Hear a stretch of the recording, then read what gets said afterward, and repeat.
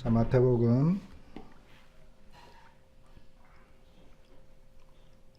15장 29절부터 39절까지죠.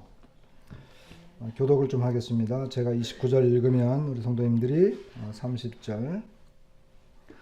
예수께서 거기서 떠나사 갈릴리 호숫가에 이르러 산에 올라가 거기 앉으시니 큰 무리가 다리 저는 사람과 장애인과 맹인과 말 못하는 사람과 기타 여럿을 데리고 제 발 앞에 앉히매 고쳐주시니 말 못하는 사람이 말하고 장애인이 온전하게 되고 다리 저는 사람이 걸으며 맹인이 보는 것을 무리가 보고 놀랍게 여겨 이스라엘의 하나님께 영광을 돌리니라.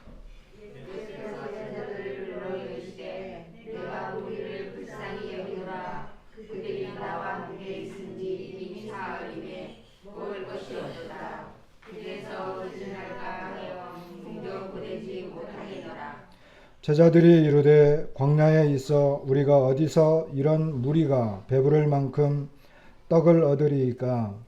예수께서 이르시되 너희에게 떡이 몇 개가 있느냐 이르시되 7개와 작은 생선 2마리가 있나이다 하거늘 예수께서 무리에게 명하사 땅에 앉게 하시고 그 생선을 가지사 축사하시고 떼어 제자들에게 주시니 제자들이 우리에게 주매 다 배불리 먹고 남은 조각을 7 광주리에 차게 거두었으며 먹은 자는 여자와 어린이 외에 4,000명이었더라. 예수께서 무리를 흩어보내시고 배에 오르사 마가단 지경으로 가시니라. 네.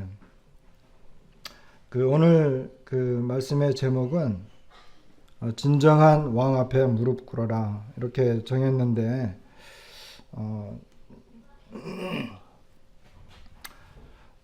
오늘 말씀의 내용하고 얼마나 맞을지는 잘 모르겠어요. 이렇게 정하긴 했는데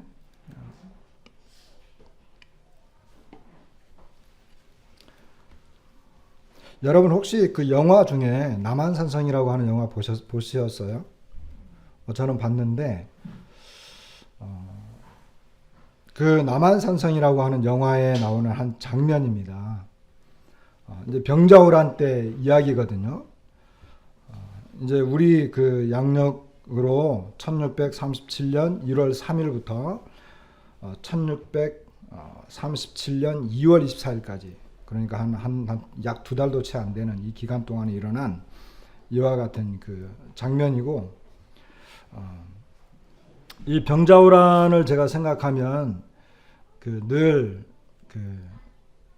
마음이 아파요.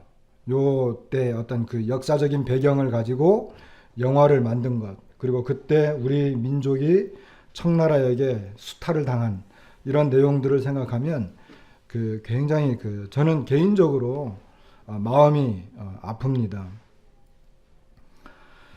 병자호란 때 1636년 병자호란에서 인조가 청태종에게 항복한 이후 60만 명에 달하는 조선인이 포로로 잡혀갔다. 최명길은 청군이 항복을 받고 정축년 2월 15일 한강을 건널 때 포로로 잡힌 인구가 50여만이었다고 썼다. 정약용은 심양으로 끌려간 사람은 60만 명인데 몽고군에 붙잡힌 자는 여기 포함되지 않았으니 얼마나 많은지 알 수 있다고 적었다. 당시 조선 인구는 1000만 명 정도였다. 전체 인구의 6%가 전쟁 포로로 끌려간 셈이다. 조선인 포로들의 삶은 처참했다. 한겨울에 2000리가 넘는 길을 걸어가면서 청군에게 말 채찍으로 얻어맞기 일쑤였다. 언살에 채찍을 맞으니 살갗이 벗겨지고 피가 났다. 포로들은 노예시장으로 팔려나갔다.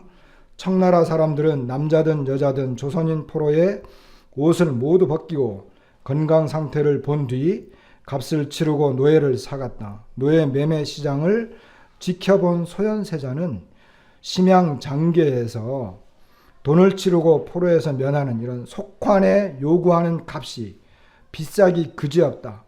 많으면 수백 또는 수천 냥이 되어 사람들이 모두 희망을 잃었고 울부짖는 소리가 도로에 가득 찼다.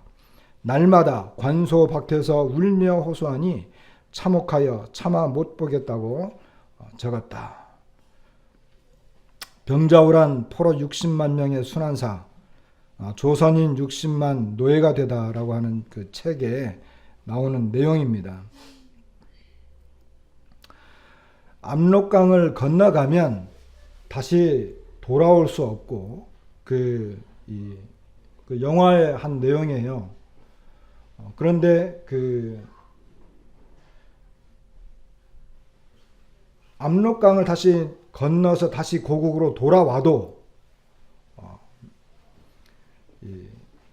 배신자로 낙인이 찍히고 그리고 그 고향에서 살기 어려운 그와 같은 대접을 받았는데 조선인들이 청나라 사람들에게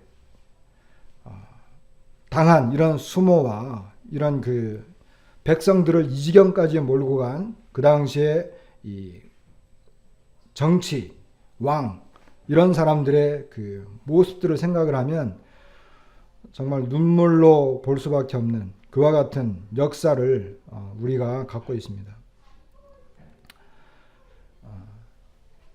삼전도의 치욕이라고 보통 이야기하죠. 이 장면도 이건 어느 드라마에서 나온 것 같은데 이건 저는 모르는 드라마인데 이 삼전도의 치욕이라고 하는 것입니다. 인조는 그 청나라 태종이 와가지고 이제 그 항복을 받을 때 그 춥잖아요. 1월달 그러니까 1월달하고 2월달 그 어간이니까 제일로 추울 때잖아요.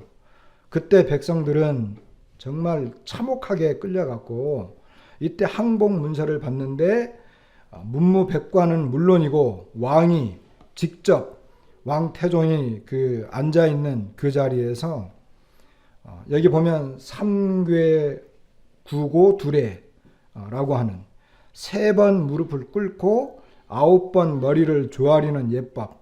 이것은 이제 청에서 중국에서 행했던 예법인데 청 황제 항복을 요구했고 패전한 이런 종의 나라의 왕이 청태종에게 그 예법을 시행하는 건데 무릎을 한번 꿇어가지고 3번 절하는데 그 과정을 3번 해요. 그러니까 이제 3번 절하고 9번 절하는 거죠. 이제 이와 같은 치욕을 합니다. 그래서 왕이 문무백관들 맨 앞에 나가서 이마가 땅에 완전히 그 닿을 때까지 무릎 꿇고 절을 하는 이와 같은 그 치욕이기 때문에 보통 삼전도의 치욕이라고 하는 이와 같은 그 말을 합니다. 예나 지금도 마찬가지죠.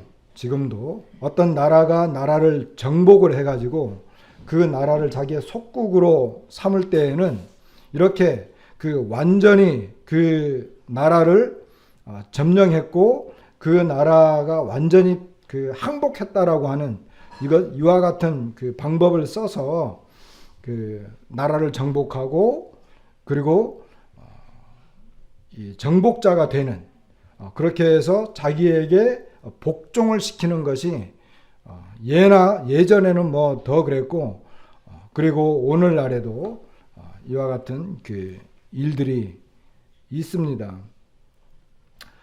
성경에도 보면 이제 북왕국 이스라엘은 이제 페르시아에 의해서 완전히 멸망을 당했잖아요.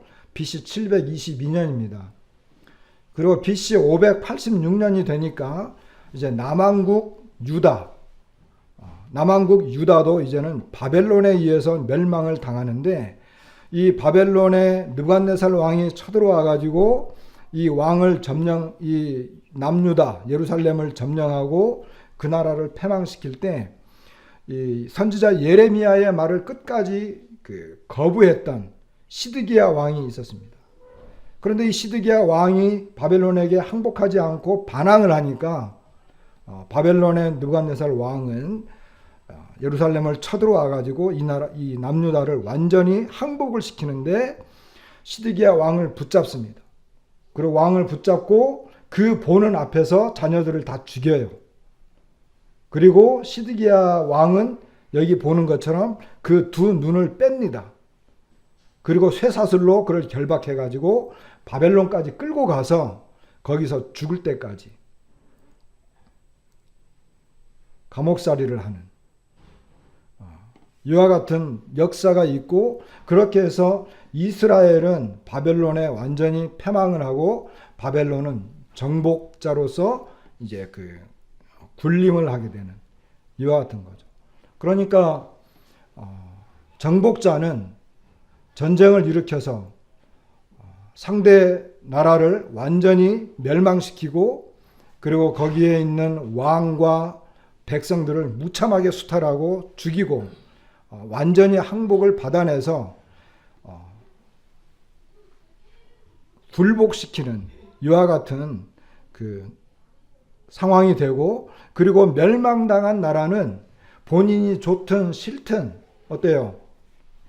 정복자에게 끌려가고, 그리고 정복한 나라를 섬겨야 되는 것이 이렇게 당연한 것이었습니다.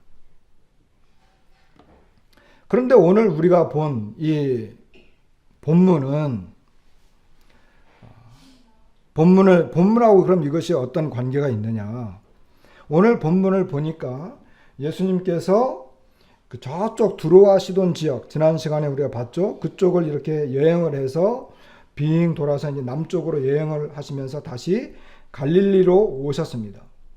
갈릴리로 오셔서 그 산에 올라가셨는데 굉장히 많은 큰 무리들이 예수님 앞에 몰려들었습니다.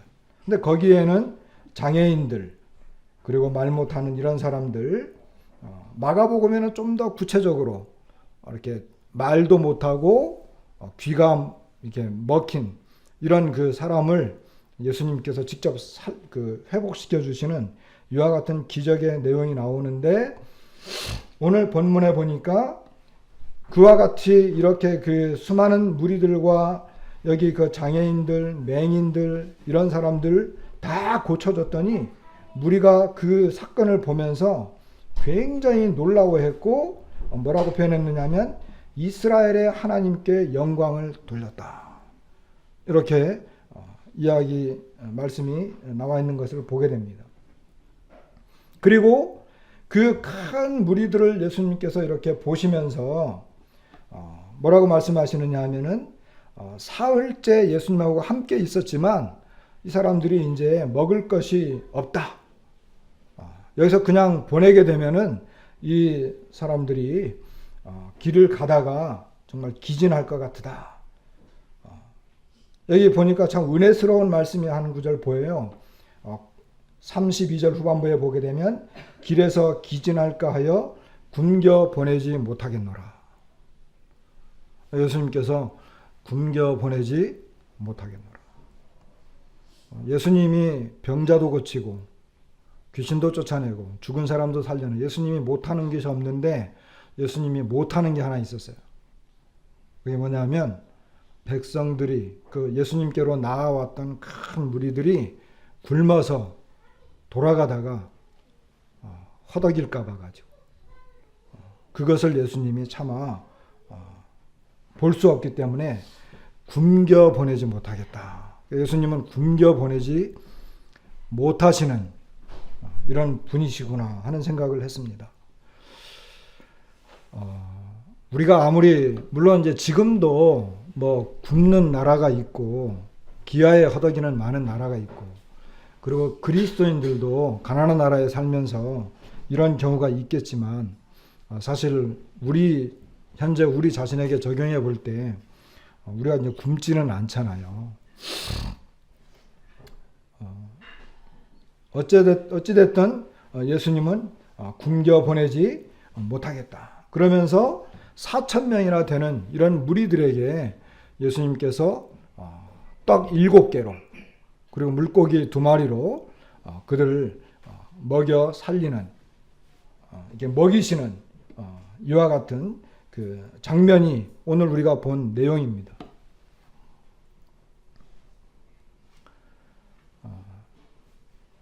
예수님은 그 하나님의 보내심을 받은 나중에 그 우리가 쭉 다 읽고 나면은 그런 걸 알 수 있겠지만은 예수님은 이 왕이시죠. 그분은 하나님의 아들로서 이 땅에 내려오신 진정한 왕이십니다. 우리가 지난번에 그 13, 14장 내용을 보면서 오병이어의 기적을 보았는데 예수님이 다스리는 참 하나님 나라의 모습과 그리고 그 참 하나님 나라의 진정한 왕의 모습을 우리가 본 적이 있습니다. 그런데 14장에서 바로 앞장이죠. 14장에서는 예수님이 5,000명을 먹이셨고 여기에서는 이제 4,000명을 먹이시는 이와 같은 그 장면이죠. 마태는 특별히 이 엄청난 기적을 2번에 걸쳐서 기록을 했어요.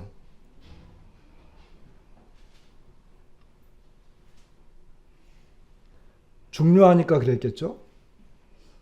이 사건은 동일한 사건은 아니에요. 완전히 별개의 다른 사건이에요. 나중에 우리가 보겠습니다만 예수님이 이 두 개의 사건을 따로 구분해서 말씀하셔요. 어떤 교훈을 하실 때. 그러니까 제자들은 한 번은 5,000명의 기적이 있었고 또 여기 4,000명의 기적을 제자들은 직접 목격했어요. 앞에 5,000명의 사건을 체험한 다음에 또 이런 현상이 벌어졌을 때 제자들은 깨달아야 되는데 사실 잘 제대로 깨닫지 못했었던 것 같아요. 그런데 이제 나중에는 이 사건을 그들이 이제 기억을 했겠죠.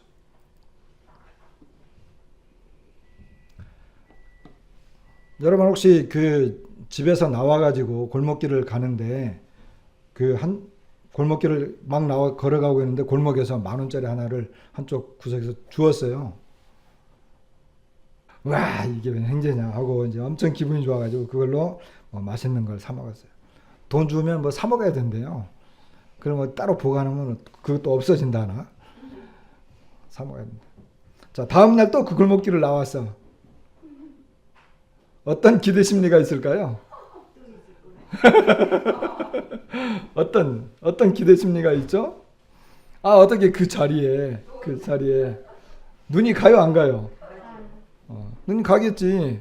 없을 거 뻔히 알면서도 혹시나 하는 이런 생각으로 이제 보겠죠.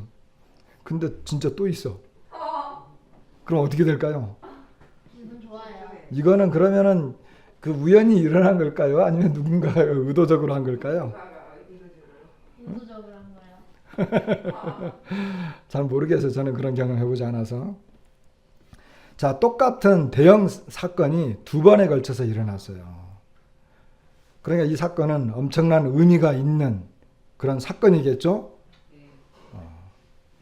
그러면 이 사건을 통해서, 이 내용을 통해서 우리가 예수님에 대해서 무엇을 생각할 수 있을까? 자, 아까 처음에 제가 이제 병자호란 이야기를 좀 했습니다. 그리고 시드기야 왕에 대한 이야기도 좀 했습니다. 세상에서는 정복자가 무자비한 폭력으로 그 상대 나라를 정복하고 굴복시키죠. 그리고 강제적으로 자기에게 복종하도록, 자기를 섬기도록 이렇게 합니다. 만약에 그렇게 하지 않으면 죽이고 엄청난 이제 이 폭력이 이제 가해지는 거죠. 그런데 우리가 이 오늘 본문을 통해서 우리가 보게 되는 교훈 중에 교훈은 뭘까요? 지난번에 5,000명을 먹일 때도 헤롯 대왕의 사건이 헤롯이 이제 그 세례 요한을 죽이는 그와 같은 장면 이후에 오병이어의 기적이 일어났거든요.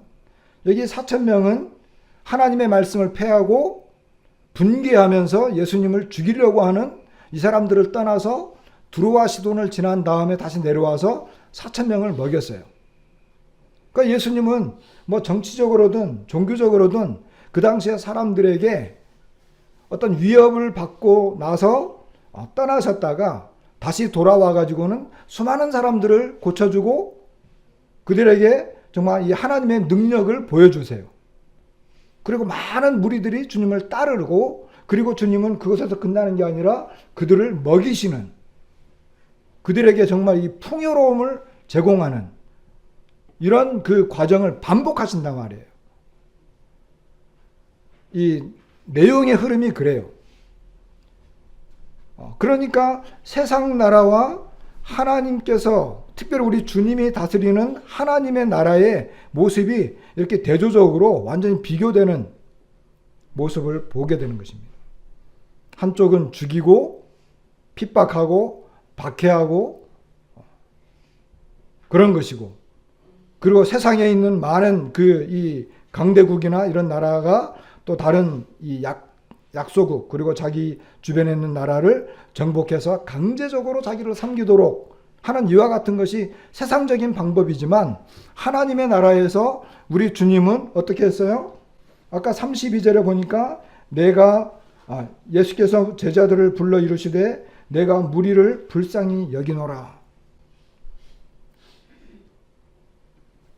그들이 나와 함께 있은지 이미 사흘임에 먹을 것이 없도다. 길에서 기진하여 할까 굶겨 보내지 못하겠노라. 이렇게 말씀하시면서 주님은 그 무리들을 불쌍히 여기시는, 그리고 그들을 정말 이렇게 먹이시려고 하는 이와 같은 우리 주님의 마음을 보게 됩니다. 그러니까 하나님의 나라는 은혜로운 나라이고 자비와 긍휼이 베풀어지는 나라이고, 백성들을 수탈하고 폭력으로 그들을 강제적으로 굴복시키는 것이 아니라 백성들에게 은혜와 자비를 베푸는, 그들을 사랑하는, 백성을 불쌍히 여기는 그와 같은 예수님의 마음이 여기서 아주 대조적으로 보이는 거예요. 이게 하나님의 나라예요. 그리고 예수님께서 그와 같은 방법으로 이 세상 나라를 어떻게 정복했어요. 세상은 힘과 무기를 가지고 피를 흘리면서 그들을 강제적으로 정복해서 강제적으로 굴복시키고 강제적으로 섬기지 않으면 죽이는 이런 위협적인 나라이지만, 하나님의 나라는 예수님께서 우리를 사랑하시고 우리에게 은혜를 베푸시고 자비와 긍휼을 베푸시는 거예요. 심지어 예수님은 자기 자신의 목숨까지도 내주셨어요.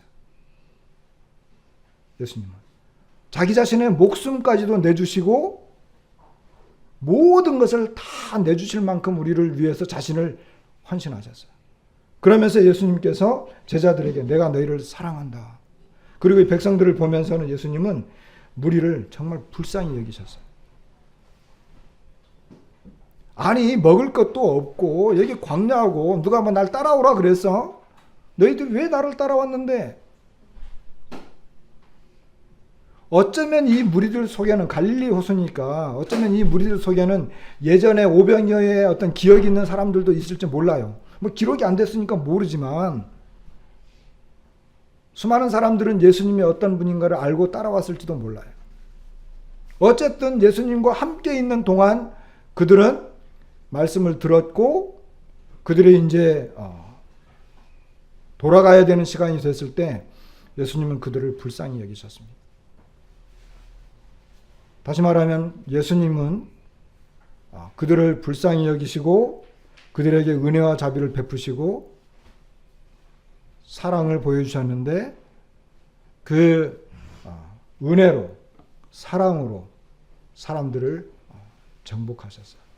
그러니까 예수님을 믿는 것은, 우리가 예수님을 믿고 하나님 나라의 백성이 되는 것은 세상 방법하고 달라요. 세상은 힘 있는 사람이 힘없는 사람을 강제적으로 굴복시켜서 억지로 따라오게 해요. 억지로 섬기게 해요. 예수님은 반대로 자신을 내주시고 백성들을 불쌍히 여기고 사랑하기 때문에 자신에 있는 모든 것을 헌신하셨어요. 그 사랑과 은혜를 보면서 감동된 사람들이 예수님을 따르는 거예요. 그러니까 이것은 자발적이고 그리고 헌신적이에요. 이것이 하나님의 나라와 세상의 나라가 전혀 다른 거예요.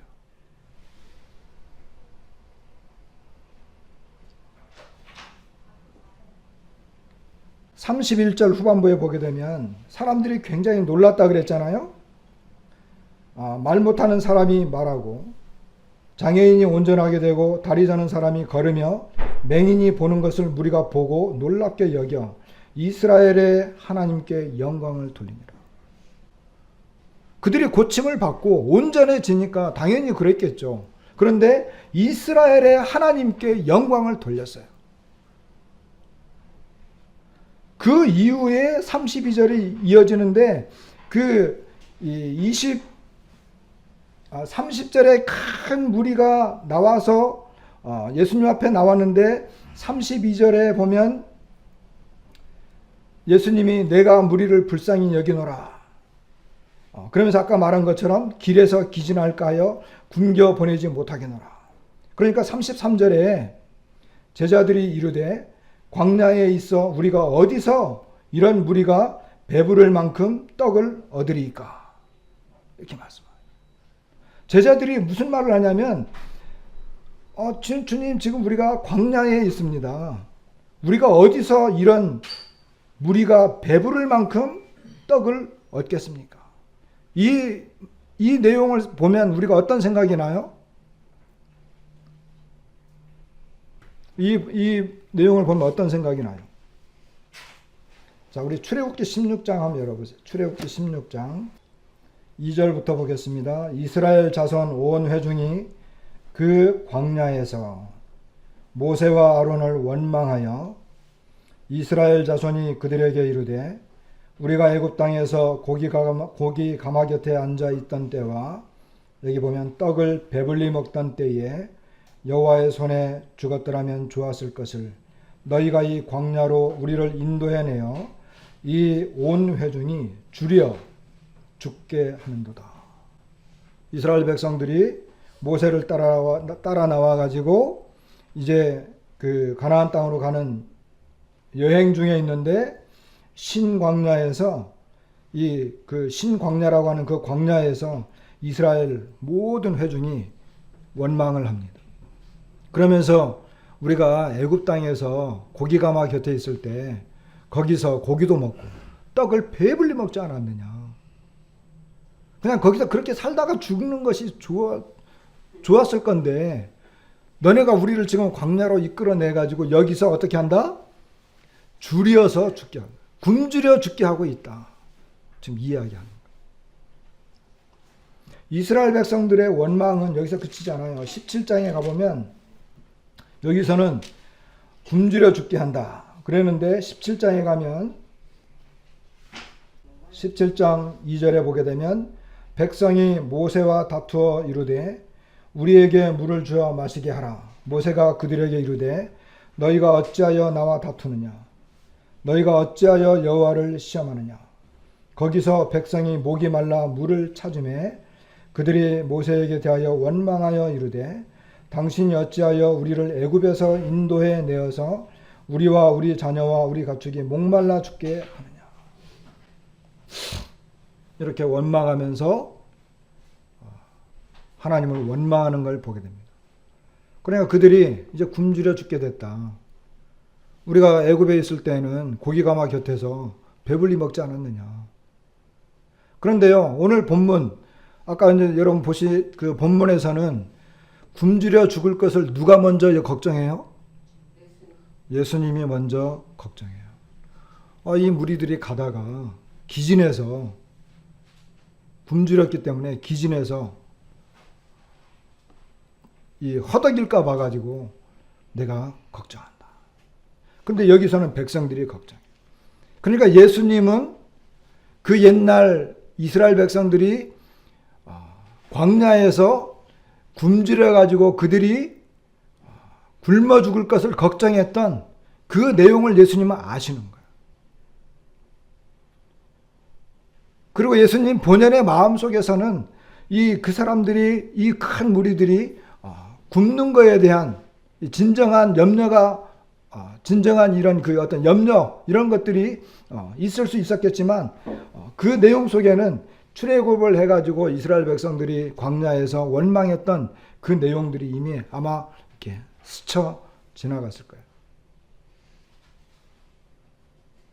이스라엘 백성들은 광야에서 그들이 굶어 죽는, 줄여서 죽는 것에 대한 원망을 그들이 했습니다. 이 내용을 그 시편 78편을 열어보세요. 시편 78편에 보면 이 내용에 대해서 또 나옵니다. 17절부터 볼게요. 그들은 계속해서 하나님께 범죄하여 메마른 땅에서 지존자를 배반하였도다. 그들이 그들의 탐욕대로 음식을 구하여 그들의 심중에 하나님을 시험하였으며 그뿐 아니라 하나님을 대적하여 말하기를 하나님이 광야에서 식탁을 베푸실 수 있으랴.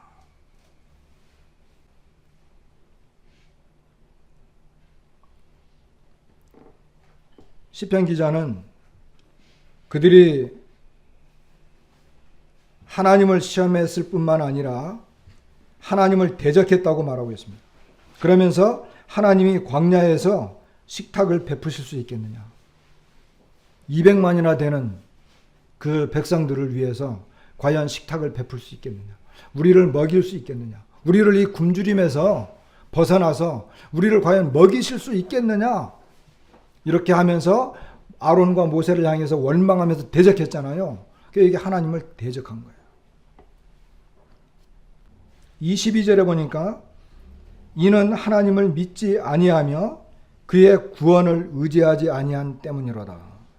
그러나 그가 위에 궁창을 명령하시며 하늘 문을 여시고 그들에게 만나를 비같이 내려 먹이시며 하늘 양식을 그들에게 주셨나니 사람이 힘센 자의 떡을 먹었으며 그가 음식을 그들에게 충족히 주셨도다. 29절에 그들이 먹고 심히 배불렀나니 하나님이 그들의 원대로 그들에게 주셨도다.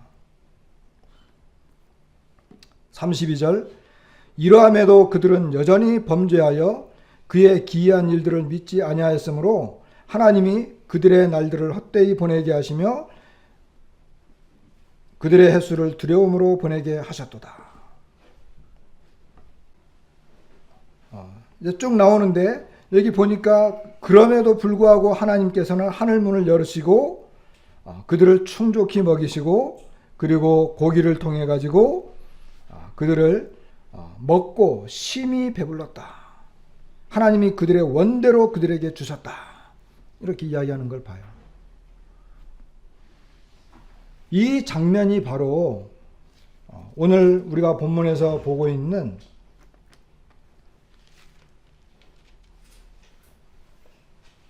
무리가 이 4,000명 기적이 일어나기 전에 예수님께서 수많은 이 무리들의 이 병자들, 장애인들을 고쳐주시고 무리가 보고 놀랍게 여길 때 이스라엘의 하나님께 영광을 돌렸는데 이 광야에서 이스라엘 백성들은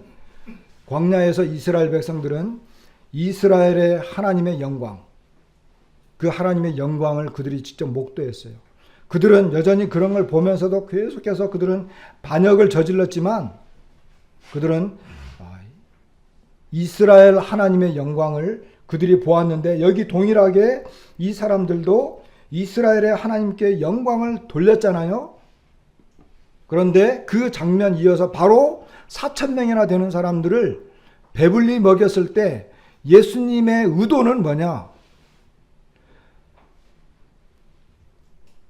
그 옛날 이스라엘 백성들이 광야에서 이스라엘 그 하나님의 영광을 목격했던 것처럼 바로 내가 그분이다. 이스라엘의 하나님께 영광을 돌려야 되는데 그 진정한 이스라엘의 하나님이 누구냐? 바로 자기 자신인 것을 여기에서 보여주는 거예요. 이와 같은 내용은 그 앞에 예수님을 계속해서 대적하고 반대하고 믿지 않고 불신하고 따르지 않는 그 사람들에 대한 어떤 그 경고적인 메시지이기도 하지만, 그러나 예수님은 자기를 따르는 무리들에게 이스라엘의 하나님의 영광을 그분이 실제로 여기서 다시 재현하면서 보여주시는 거예요. 그리고 예수님께서 원하셨던 이 하나님의 나라의 그 진정한 모습, 백성들을 불쌍히 여기고 그들의 원대로 충족히 배불리 먹이실 수 있는 그 능력을 통해서 바로 내가 영광을 받아야 마땅한 그 이스라엘의 하나님이다 라고 하는 것을 예수님께서 증명하시는 것입니다.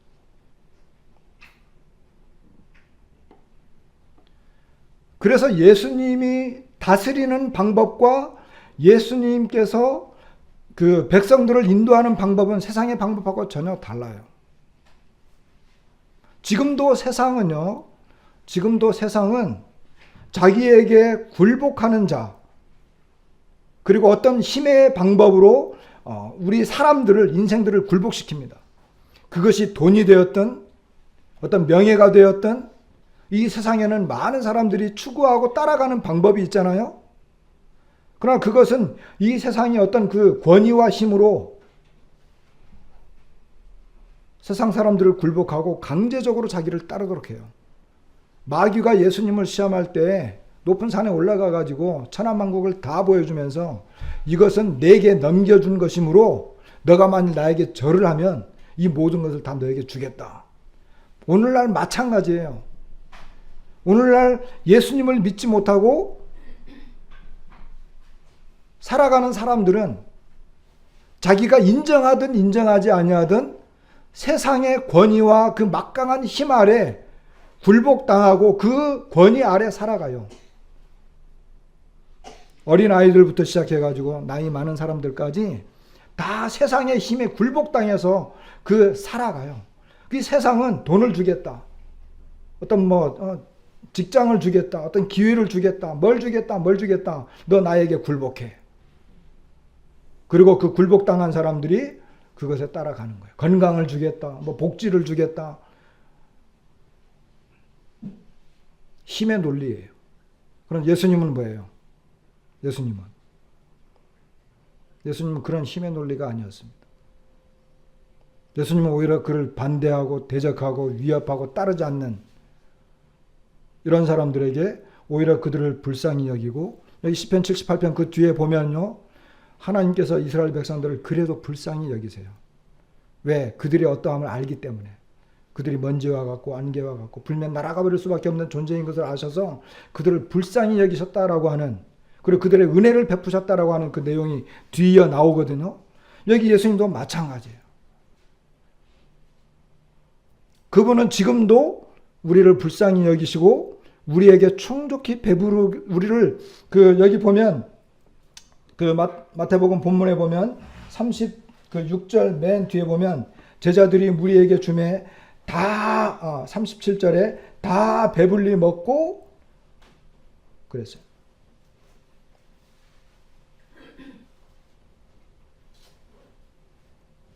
이스라엘 백성들도 다 배불리 먹었죠. 그들이 원대로 먹었어요.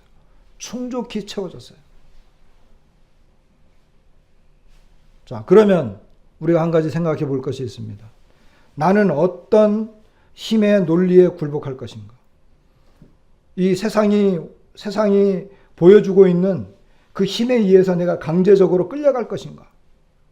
그것이 돈이 됐든 무슨 복지가 됐든 건강이 됐든, 여러분 사람들 중에 어떤 사람들이 건강하기 위해서 예수님 믿는 사람들이 있어요. 그건 속임수예요.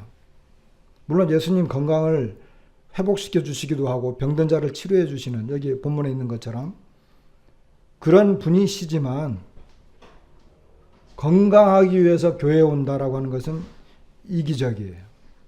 그것은 건강이라고 하는 신을 따라가는 거예요. 그래서 어떤 교회에서 어떤 교회를 갔는데 그 교회를 다녔더니 건강해졌어. 그러면 그 교회와 그리고 그 사람이 건강해진 그것 때문에 그 사람은 하나님을 믿는다고 말을 해요. 그 하나님을 믿는 게 아니고 건강과 자신의 상태를 보고 하나님을 믿는 거예요. 그렇게 굴복시킬 수도 있어요.